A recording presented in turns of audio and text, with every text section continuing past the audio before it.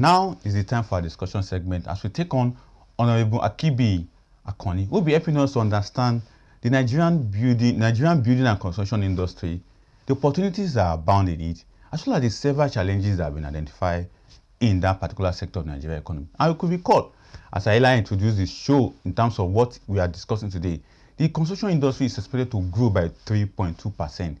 And one of the things that the construction industry have not done for Nigeria is that it creates employment, it integrates other sectors into it, it creates market expansion, and also opportunity for urbanization in Nigeria. Not just in Nigeria, across the world. Anywhere construction and building takes place, that's one of the effects of such sector. So we'll be looking at some of the issues around this construction industry in Nigeria, particularly the assessment of that industry. There are several laws that are put in place at the federal level, at the state level, to ensure that this particular sector really works. So I'm expecting Honorable Akinbiyi to join me right now. Honorable, are you there? Yeah, I'm here in the field, sir. All right, so let's get down to the discussion. Now, first and foremost, what is your assessment of the building and construction industry in Nigeria? Let's have that. Yeah, good afternoon, my dear. Yeah, I'm very happy to be on the show today to give an assessment on the issue of the Nigerian building and construction industry. Yeah, the Nigerian building and construction industry in Nigeria is a great significant contributor to the Nigerian GDP and employment industry in Nigeria. And the reason why building agencies have also developed the latest at large. Now, for example, now Nigeria is confronted with a very high demand in infrastructural facilities that is growing at a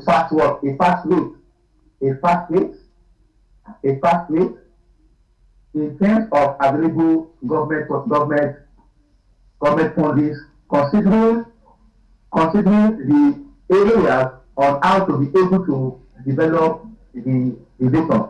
For instance, now let's look at the evidence that the federal government has also contributed to the area of the building and construction industry at large.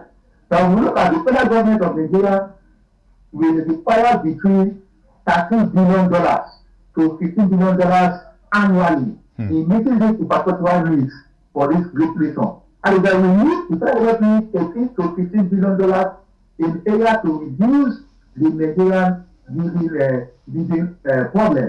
That is, the particular region where we are going to procure a very great strategies which we employ in facilitating the development of this great nation. And this industry has created employment opportunity for graduates in the areas of developing the nation. And this is why we are encouraging individuals to involve in building the nation at large. Exactly. Now, talking about encouraging individuals, we will get to that level, but let's take a look at the projection around this sector.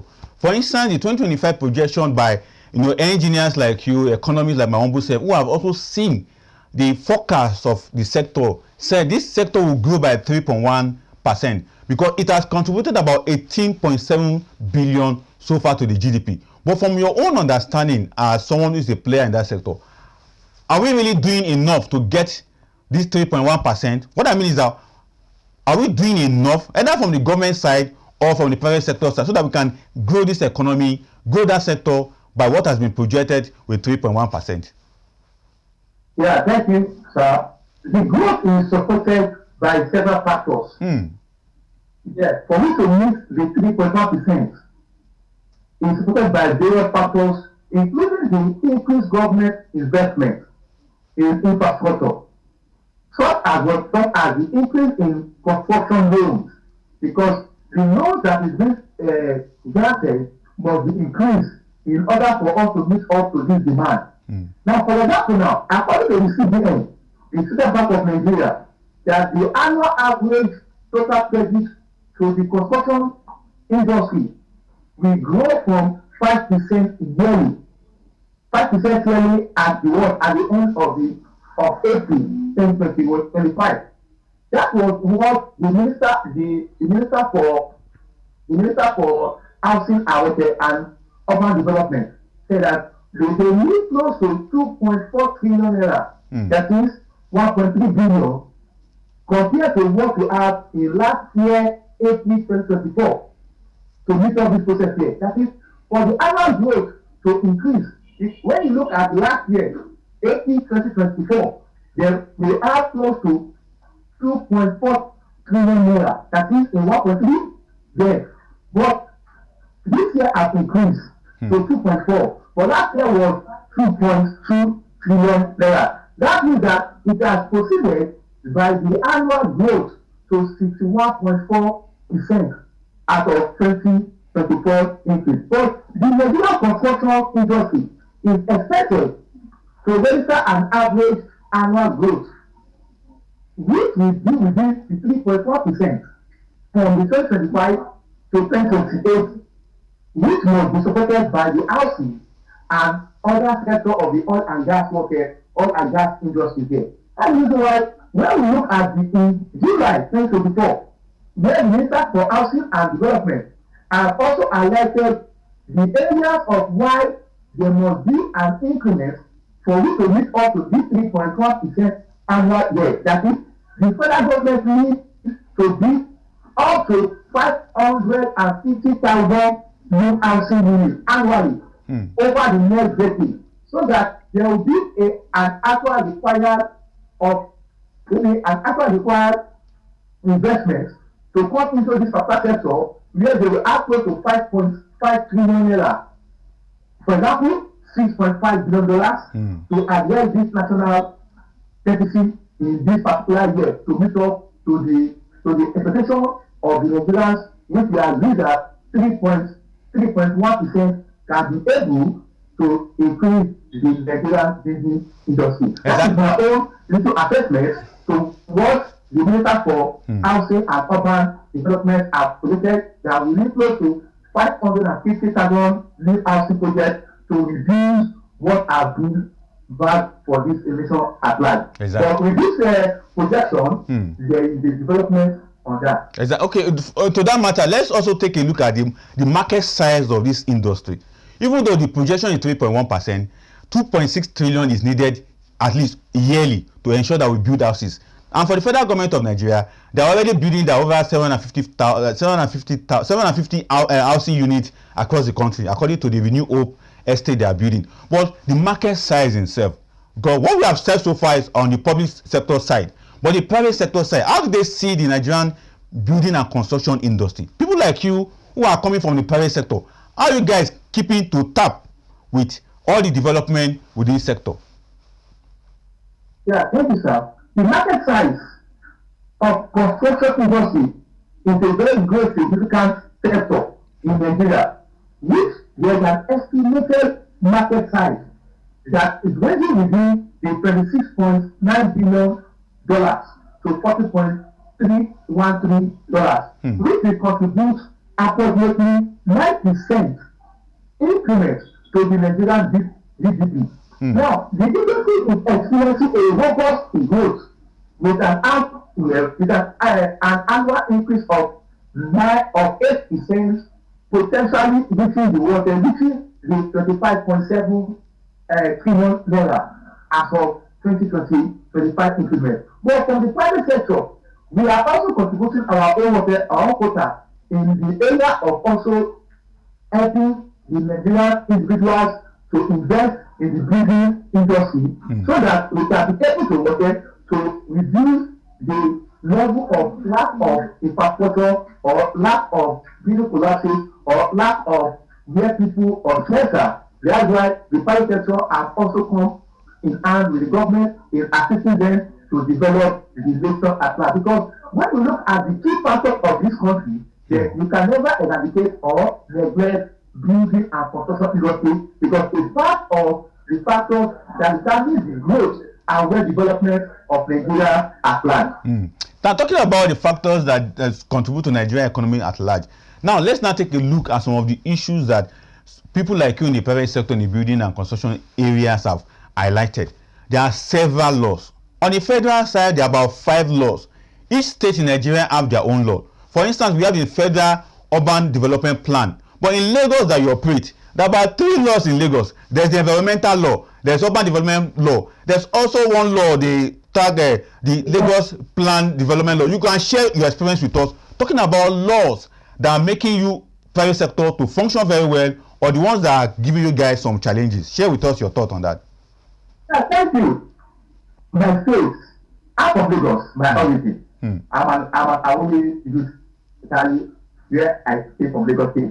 Now, with this government agency of Lagos State government, under the present administration of the second state governor, Babajide Oyesola Sanwo-Olu, it has been able to develop the nation building and construction industry. For example, in the earlier days where you can easily build your house without getting an approval, that is when they were building a substandard building, which at the end of the day they will have a collapse industry where people will not be blaming the government responsible for that, and which is not so, because when you get your approval from the government, for example now in Lagos now, when you design your building plan by an architect now, they are going to take your survey plan and the architect plan down to the Lagos State physical LASPA, Lagos State physical planning agency called LASPA. Then they are the ones to go through your building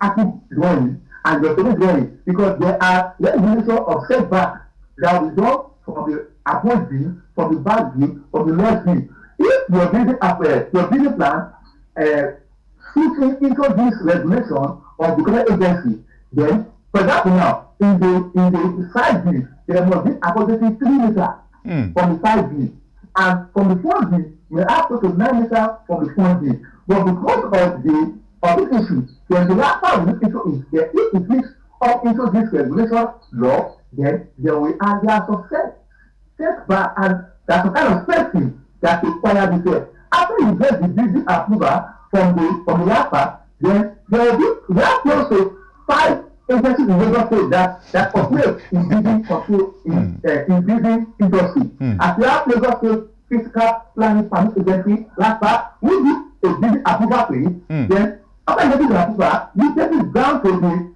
last part, the Lagos State Building Control Agency, who look into the major factors of it. Then we have again Lagos State Safety Commission, LSC.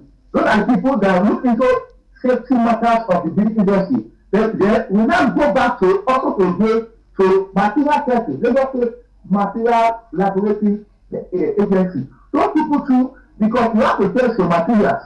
You can't just come to the field and start constructing. No, these 4 or 5 agencies must checkmate what you are constructing so that you can have a standard and a strong project at large. As a Lagos State in Nigeria is a leading agency or a leading state that where other states look onto. With this current agency or this law being created by the Lagos State government, we have been able to reduce the collapse of building industry in Nigeria at large. To me, as an individual, these laws have also helped Lagos government in the area of creating some buildings that are not standard in environment or in the state at large. Exactly. I agree with the laws being enacted by the Lagos State government to regulate and to keep the building industry. Exactly. If you agree with the law, some of your colleagues in the building industry or construction industry may be having issue because particularly with the fee that are being paid. But let's leave that aside and also take a critical look at some of other issues in that regard. In Nigeria in general, there have been building collapse here and there. But a lot of you guys in the building industry have said the law is not your problem, you say. But what is the real issue behind building collapse in Nigeria? Lagos have done their best to limit that particular incident, but other part of Nigeria is still feeling it. For instance, just from last week, particularly in Abuja, there was a 5-story building that collapsed, even though there was no death report, but it shows that there's still challenge in the building construction industry in Nigeria. So, but what is the real factor behind building collapse in Nigeria? Yeah, thank you, sir. Now, as I said earlier, some of my colleagues might not agree with my own submission based on this law. But sometimes, before you start building, that's why we have the structural engineers or the geologists where they are going to test the soil foundation to determine the type of foundation to use to build. The whether you are building a condominium, maybe high-rise building or a social building, depends on the foundation test you have done. Whether you are using a thick foundation or a rough foundation or a packed foundation or a bad foundation. It depends on the soil test you have done from the geologist or by the structural engineer who will give you the best type of foundation to do. Now, but in Lagos, you can see in Lagos State, Lagos always techniques those type of foundation to be done in this area there. But when you look at the collapse building in Nigeria as a whole, there are various factors to be considered in this regard. For example, now, we have poor maintenance culture. Yes, I'm just saying this here. In Nigeria as a whole, Nigeria lacks that poor maintenance culture. Yeah, because sometimes when we build a solid structure in that, but this 5 years or 3 years or 8 years, you will see the kind of benefit on that particular culture because we lack that, because the article say, I don't care attitude, is what is really killing the majority of Nigerians in this particular nation. Poor maintenance culture is one of the factors that really causes collapse of building industry, of building projects. That is design error.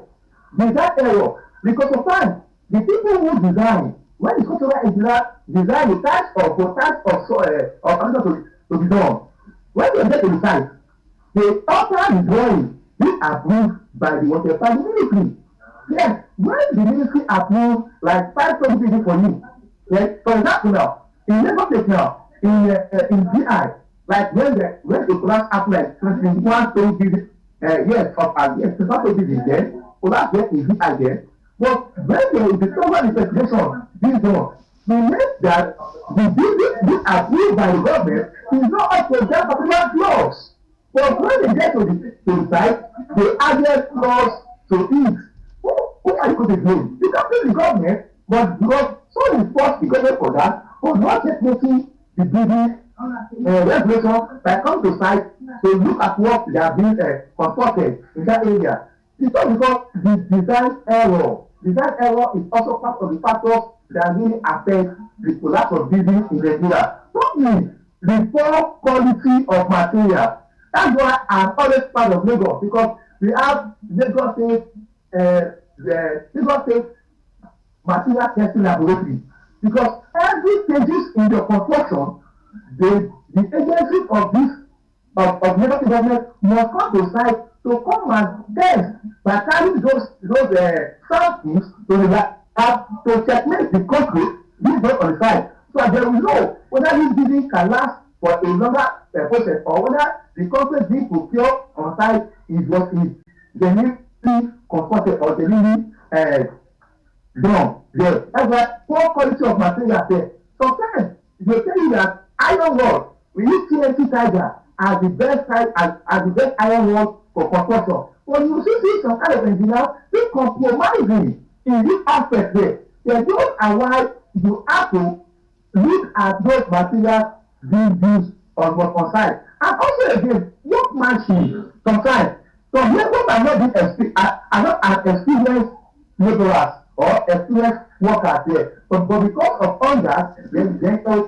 to the site to come and work if they have no knowledge about that particular job being done. And also again, fourthly, natural phenomena and excessive loading contributed to close to 50% collapse of building industry in Nigeria. But when you look at it here, this collapse occurs in private residence, but not the governmental project there. Why? Because some of the private individuals are also compromised in building a genuine or a standard project because of what they will take. But you should not forget that in building, there is no compromising of material. Exactly. There is no compromise of material because your integrity is at stake there. And again, weak foundation also causes building collapses, faulty construction failure,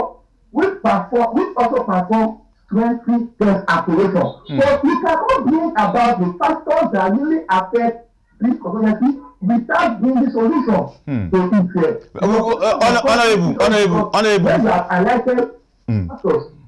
Anyway, before we get to the solution, no, I'm coming. Before we get to the solutions, there's something that you said that is very striking right now: building material. But you already understand that building material in Nigeria is like, or let me put it this way: why is building material so expensive in Nigeria that workman, engineer will compromise? You just mentioned the kind of iron rod needed to build a house, but all of a sudden they will compromise. They will not go and buy the real one. Why is it they act that way? Is it because of the building material expenses or what? Explain to us. Hey, sir, you know in the market survey, when the dollar rises, I remember when I constructed a house of a building in 2020, we bought one ton of $20 for close to $420,000 for 1 ton. But as of this year, I bought a $20 value. I bought it at the rate of 1.2 million naira. Just so that the marketer will also rely on the dollar rises or exchange rate is really what is really affecting. Me, I did tell my clients, if you cannot buy this material, I will not collect the job.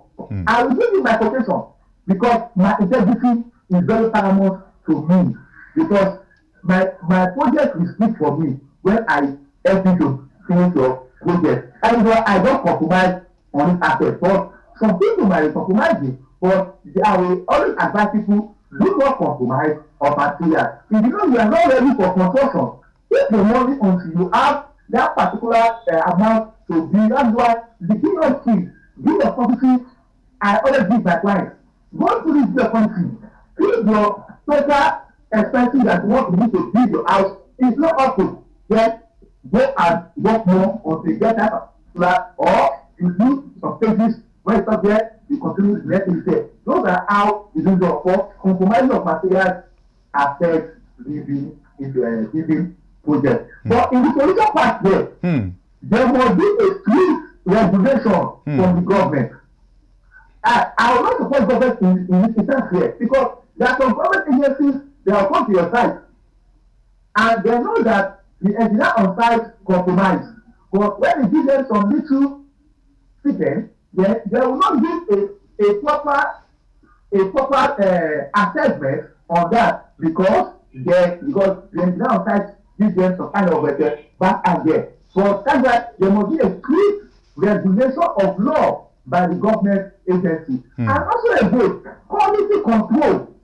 That's why you have a QC that where the government can also regulate from that. And also again, I also advise some professionals where like we have ACON in terms of operation, you have to kind of the building, also the pillars, the URP, they also have their own building professional regulation agencies there.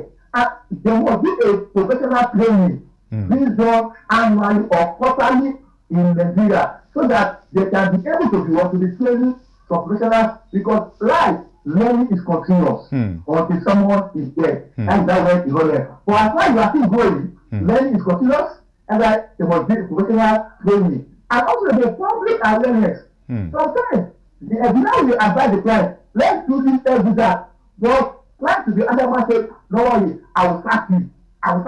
And they will not employ another engineer that can compromise with the client here. You will not blame the first engineer because of his integrity, but because of the second engineer that he employs that wants to compromise because he needs money. Yes, we need them there. You can see here, engineers should also find the kind of challenges also on site with clients and the workers there. And addressing corruption. You must address corruption in building industry. You know that in Nigeria, corruption is what is killing us in this sector. If we can reduce, I'm not saying that corruption can end, but we can reduce corruption in Nigeria. When corruption is being reduced, then every sector in this nation will progress.